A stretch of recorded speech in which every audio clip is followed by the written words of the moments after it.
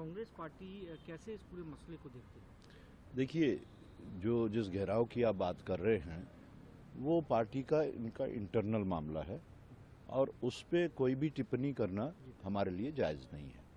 रहा सवाल आरक्षण का, तो कांग्रेस पार्टी का एक स्टेटेड स्टैंड है कि पहले कास्ट सेंसस हो जाए, उसके बाद में ही उस रिपोर्ट को जो है वो एग्जामिन करके ही फिर कांग्रेस पार्टी का जो भी स्टैंड होगा वो सामने आएगा। वन नेशन वन इलेक्शन पर क्योंकि पहली जेपीसी मीटिंग 8 जनवरी को होने जा रही है सर, आपकी क्या राय है? सबसे पहले तो हम ये कहेंगे कि मॉरल ग्राउंड्स पे तो बीजेपी को रिज़ाइन ही कर देना चाहिए, बिकॉज उनकी वो बिल जो है वो फॉल हो गई पहले ही जिस दिन उन्होंने इंट्रोड्यूस की।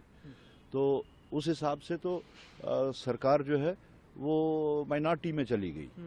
रहा सवाल उनके बाद में जेपीसी को भेजना, तो ये एक वे आउट उन्होंने निकाला, अदरवाइज मॉरल ग्राउंड्स पे तो उनको रिजाइन कर देना चाहिए था।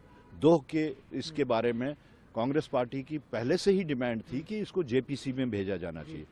तो बीजेपी ने बड़ी चतुरता से उसको जेपीसी में भेज के अपनी जो उनकी नाकामी रही उसको छुपाया है।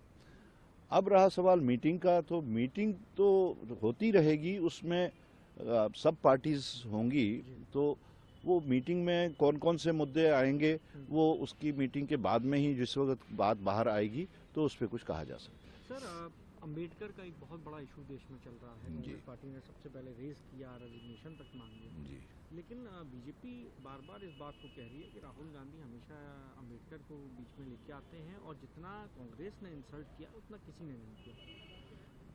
अंबेडकर को कांग्रेस बार बार ना लाए तो कौन लाए? बीजेपी लाए। जिस बीजेपी को अंबेडकर जी की हिस्ट्री नहीं पता, जिस बीजेपी को ये नहीं पता कि कॉन्स्टिट्यूशन के आर्किटेक्ट अगर वो कहलाए जाते हैं तो क्यों कहलाए जाते हैं।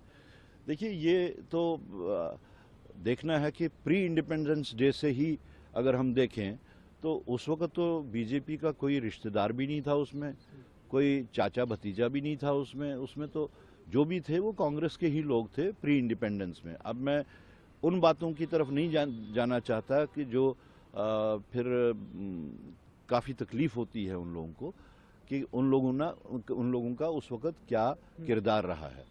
रहा सवाल अंबेडकर जी का, तो अंबेडकर जी ने खुद अपनी किताब में लिखा है कि उन्हें यकीन नहीं था कि उनको नॉमिनेट किया जाएगा कॉन्स्टिट्यूशन राइट करने के लिए, लिखने के लिए या बनाने के लिए। और फिर आगे जाके कहा फिर ये भी यकीन नहीं था हमें कि उस कमेटी का चेयरमैन भी बनाया जाएगा। तो उस वक्त तो कहीं बीजेपी थी नहीं। उस वक्त अगर इज्जत अफजाई की तो वो कांग्रेस ने की, उस वक्त अगर उनको रिकॉग्नाइज किया तो कांग्रेस ने किया, उस वक्त अगर उनको अपॉर्चुनिटी मिली कि आर्किटेक्ट ऑफ कॉन्स्टिट्यूशन वो कहलाए जाएं तो वो भी कांग्रेस ने किया। तो बीजेपी का कहना जो है वो एक रिटॉरिक्स है और history is witness to it. ये कोई सीबीएसई का करिकुलम तो है नहीं कि आप एडमिनिस्ट्रेटिव ऑर्डर से सीबीएसई के करिकुलम को चेंज करके जितने भी यहाँ पे कंट्रीब्यूटर्स रहे हैं टू बिल्ड इंडिया वो आप चेंज कर दो। ये हिस्ट्री है, हिस्ट्री को आप म्यूटिलेट कर सकते हो, ख़त्म नहीं कर सकते। इवन आप म्यूटिलेट करने की भी कोशिश करो तो वो लोगों को पता है कि बेसिक हिस्ट्री क्या है। सर, एक आखिरी सवाल ले लेता हूँ। हमने कल आपसे जिक्र किया था मोहन भागवत जो लगातार स्टेटमेंट दे रहा, बीजेपी ज़मीनी स्तर पर कुछ और हो रहा है, लेकिन मोहन भागवत एक मोहब्बत की बात करते हैं, कहते हैं कि भैया जो धर्म सही नहीं समझता। अब लेकिन उसी डेवलपमेंट में ही सर राम भद्राचार्य हैं, वो कह रहे हैं कि मोहन भागवत हिंदू धर्म के प्रमुख नहीं है जो हम उनकी बात माने। तो एक रिफ्ट नज़र आ रहा है सर प्रमुखों के बीच में। आप नहीं, मैं तो इस चीज़ को नहीं मानता।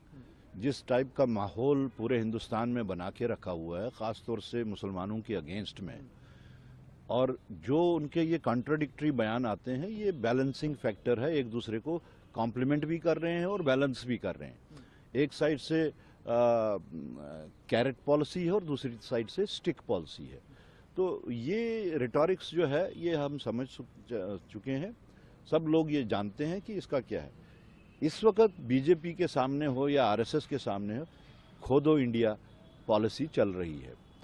तो उसमें भागवत जी जो हैं वो नरम पॉलिसी लेके सामने आए हैं और इससे पहले भी आए थे।